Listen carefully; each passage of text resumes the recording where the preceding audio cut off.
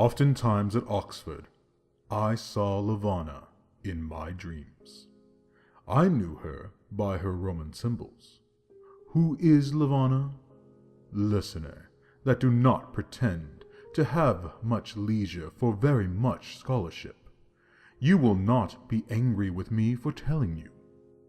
Levana was the Roman goddess that performed for the newborn infant the earliest office of ennobling kindness, typical by its mode of that grandeur which belongs to man everywhere, and of that benignity in powers invisible which even in pagan worlds sometimes descends to sustain it.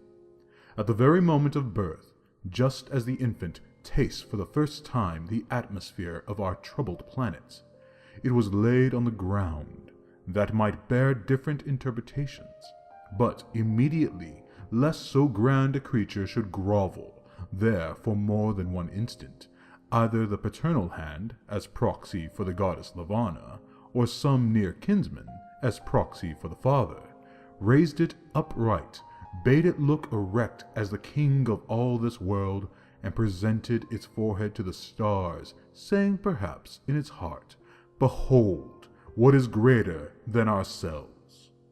This symbolic act represented the function of Levana, and that mysterious lady who never revealed her face, except to me in dreams, but always acted by delegation, had her name from the Latin verb, as still it is the Italian verb, levare, to raise aloft. This is the explanation of Levana, and hence it has arisen that some people have understood by Levana the tutelary power that controls the education of the nursery, she that would not suffer at his birth even a prefigurative or mimic degradation for her awful ward, far less would be supposed to suffer the real degradation attaching to the non-development of his powers. She therefore watches over human education. By the education of Levana, therefore, is meant not the poor machinery that moves by spelling books and grammars, but by the mighty system of central forces hidden in the deep bosom of human life, which by passion, by strife, by temptation, by the energies of resistance, work forever upon children, resting not night nor day, any more than the mighty wheel of day and night themselves, whose moments, like restless spokes, are glimmering forever as they revolve. If then these are the ministries by which Levana works, how profoundly must she reverence the agencies of grief.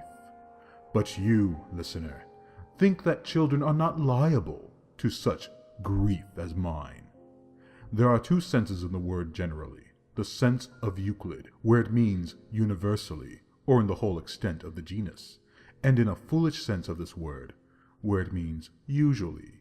Now I am far from saying that children universally are capable of grief like mine, but there are more than you ever heard of who die of grief in this island of ours. I will tell you a common case. The rules of Aton require that a boy on the foundation should be there 12 years. He is superannuated at 18, consequently he must come at 6. Children torn away from their mothers and sisters at that age not unfrequently die. I speak of what I know. The complaint is not entered by the register as grief, but that it is. Grief of that sort and at that age has killed more than have ever been counted amongst its martyrs. Therefore it is that Levana often communes with the powers that shake a man's heart. Therefore it is that she dotes on grief. These ladies, said I softly to myself on seeing the ministers with whom Levana was conversing, these are the sorrows, and they are 3 in number, as the graces are 3, who dresses man's life with beauty. The Parkoiai are 3, who weave the dark auras of man's life in their mysterious loom, always with colors sad in part, sometimes angry with tragic crimson and black. The Furies are 3, who visit the retribution called from the other side of the grave's offenses that walk upon this. And once even the Muses were but 3, who fit the harp, the trumpet, or the lute to the great burdens of man's impassioned creations. These are the sorrows, all 3 of whom I know. The last words I say now, but in Oxford I said, one of whom I know, and the others, too surely, I shall know. For already in my fervent youth I saw dimly relieved upon the dark background of my dreams the imperfect lineaments of the awful sisters. These sisters, by what name shall we call them? If I simply say, the sorrows, there will be a chance of mistaking the term. It might be understood of individual sorrow, separate cases of sorrow, whereas I want a term expressing the mighty abstractions that incarnate themselves in all individual sufferings of man's heart. And I wish to have these abstractions represented as impersonations, that is, as clothed with human attributes of life and with functions pointing to flesh. Let us call them, therefore, Our Ladies of Sorrow. I know them thoroughly, and have walked in all their kingdoms. 3 sisters they are, of one mysterious household, and their paths are wide apart, but of their dominion there is no end. Them I saw often conversing with Levana, and sometimes about myself. Do they talk then? Oh no! Mighty phantoms like these disdain the infirmities of language. They may utter voices through the organs of man when they dwell in human hearts, but amongst themselves there is no voice nor sound. Eternal silence reigns in their kingdoms. They spoke not, as they talked with Levana. They whispered not, they sang not, though oftentimes methought they might have sung. For I upon earth had heard their mysteries oftentimes deciphered by harp and timbrel, by dulcimer and organ.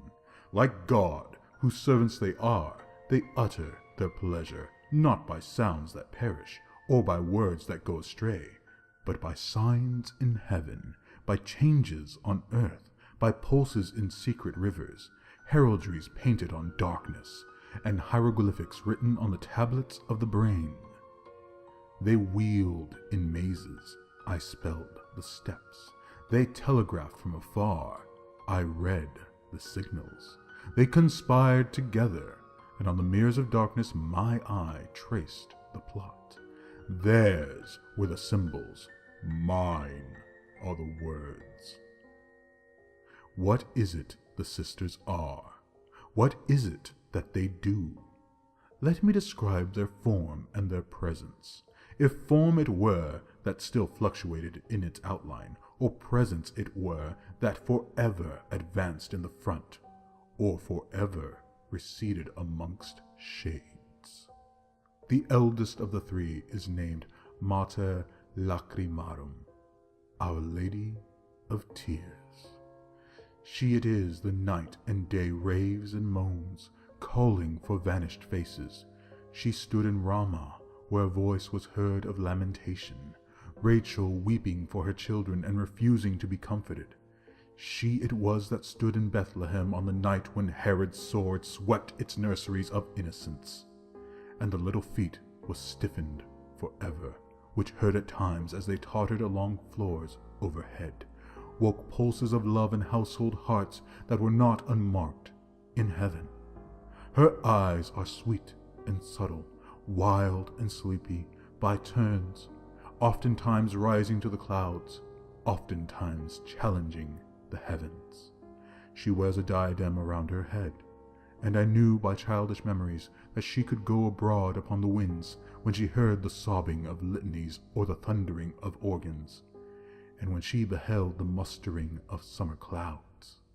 This sister, the eldest, it is that carries keys more than papal at her girdle, which open every cottage and every palace.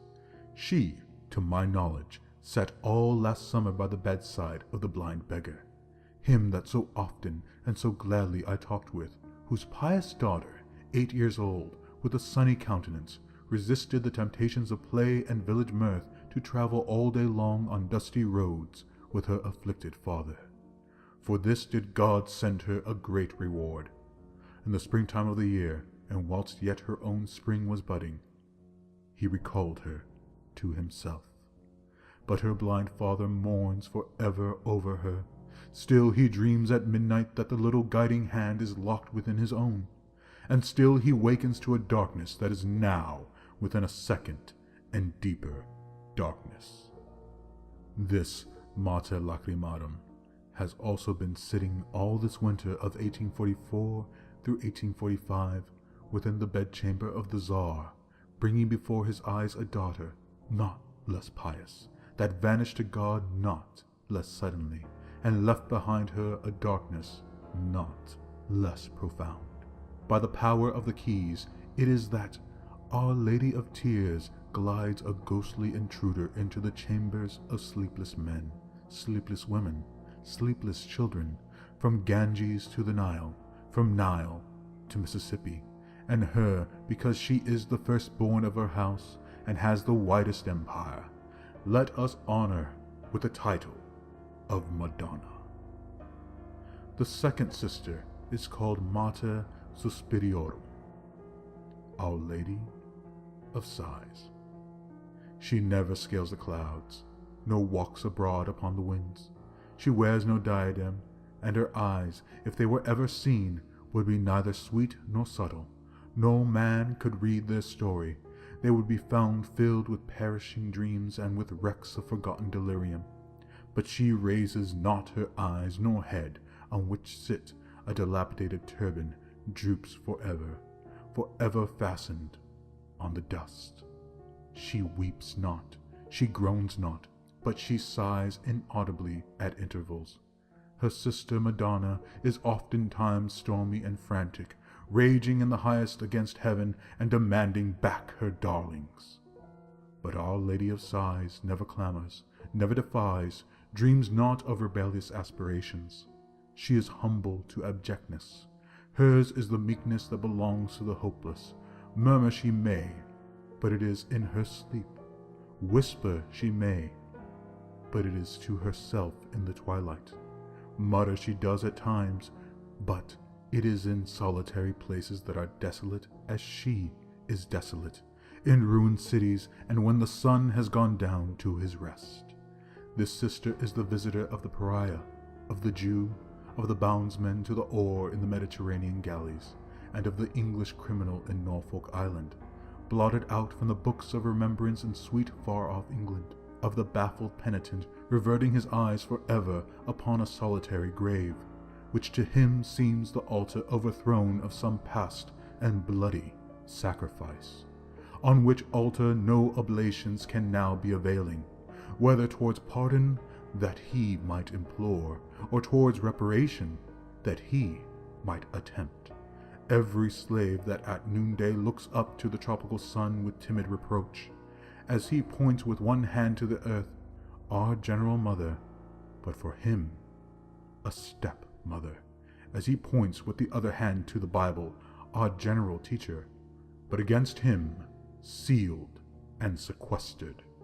Every woman sitting in darkness, without love to shelter her head, or hope to illumine her solitude, because the heaven-born instinct kindling in her nature germs of holy affection which God implanted in her womanly bosom, having been stifled by social necessities, now burns sullenly to waste, like sepulchral lamps amongst the ancient.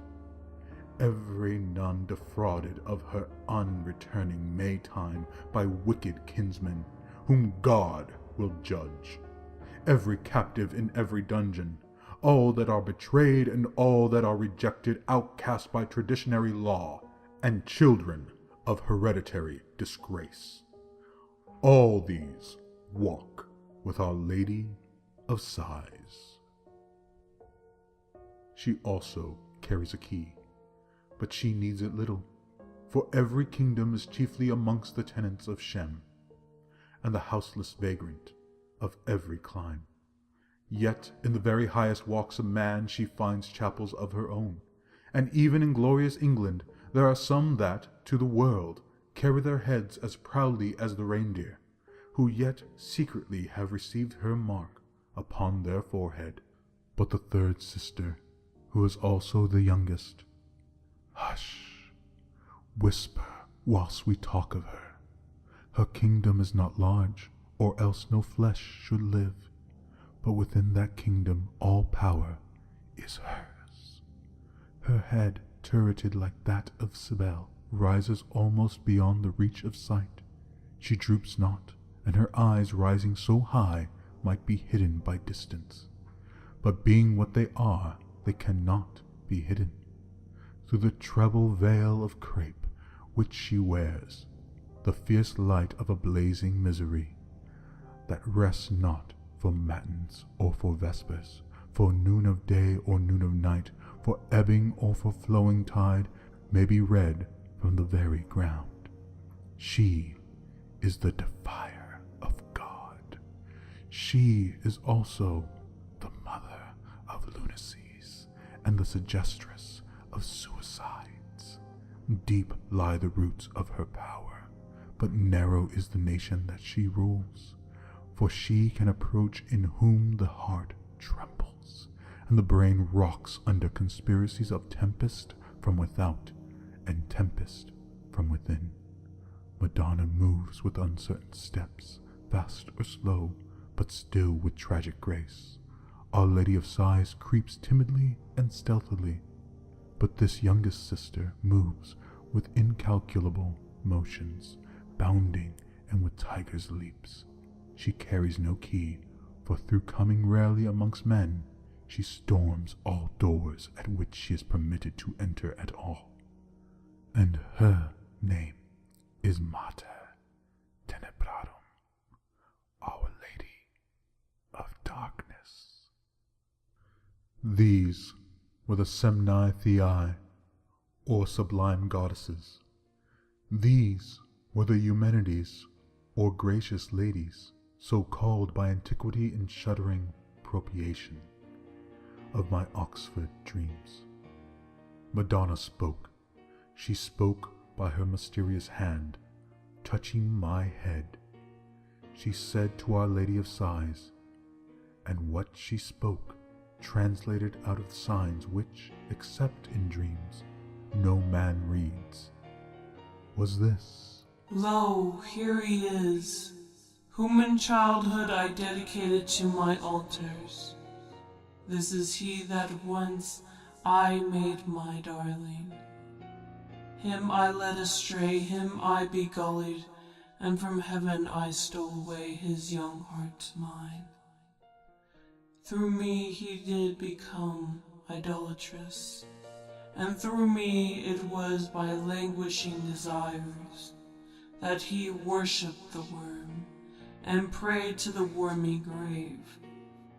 Holy was the grave to him, lovely was its darkness, saintly its corruption. Him, this young idolater, I have seasoned for thee, dear gentle sister of sighs. Do thou take him now to thy heart, and season him for our dreadful sister, and thou. Turning to the Mater Tenebrarum, she said, Wicked sister, and tempest and hatest, do thou take him from her. See that thy spectre lie heavy on his head. Suffer not woman, and her tenderness to sit near him in this darkness. Banish the frailties of hope, wither relenting of love, scorch the fountain of tears, curse him as only thou canst curse. So shall he be. accomplished in furnace. So shall he see the things that ought to not be seen, signs that are abominable, and secrets that are unutterable. So shall he read elder truths, sad truths, grand truths, fearful truths. So shall he rise again before he dies, and so shall our commission be accomplished, which from God we had, to plague his heart until we had unfolded the capacities of his spirit.